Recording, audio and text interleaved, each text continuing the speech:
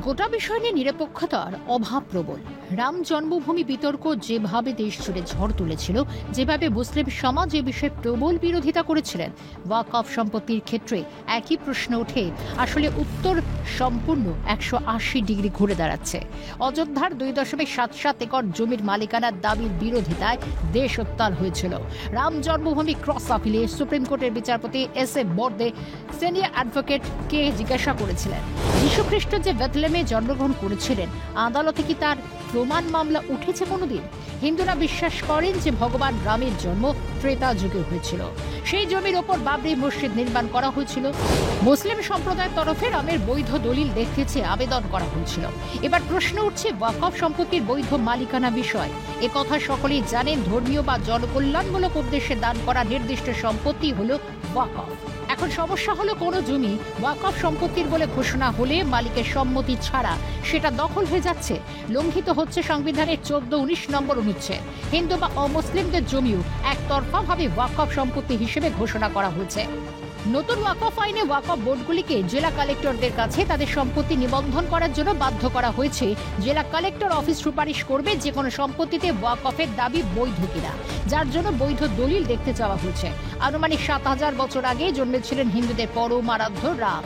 তাঁর জন্মভূমি প্রামাণ্য নথি দেখার দাবি উঠতে পারে, অথচ ওয়াকফের ক্ষেত্রে 200-300 বছর আগের প্রামাণ্য নথিও দেখানো অসম্ভব মনে হয়।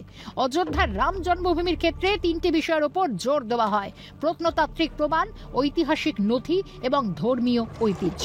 দ্বাদশ শতাব্দীর বিষ্ণুহরি শিলালিপি পাওয়া গিয়েছিল বিতর্কিত বাবরি মসজিদের জায়গায়।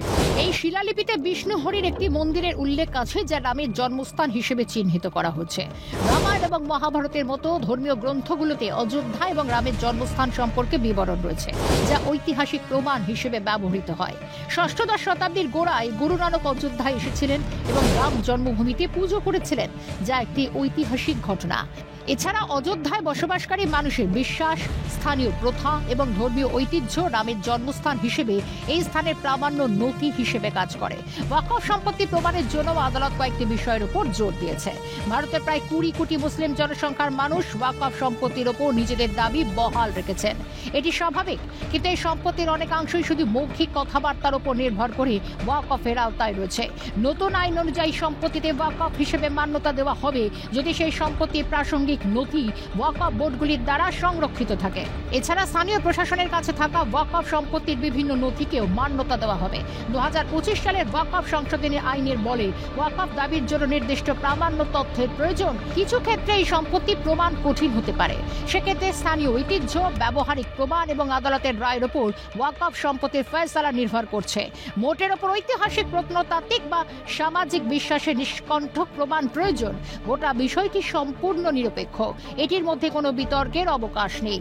বিতর্ক তখনই উঠবে যখন এর মধ্যে নির্দিষ্ট রাজনৈতিক উদ্দেশ্য চরিতার্থিত করার চেষ্টা চলবে, যখন সত্য চাপা দেওয়ার চেষ্টা চলবে। এমনটাই মনে করছে সংশ্লিষ্ট মহল। Bureau report, Calcutta news.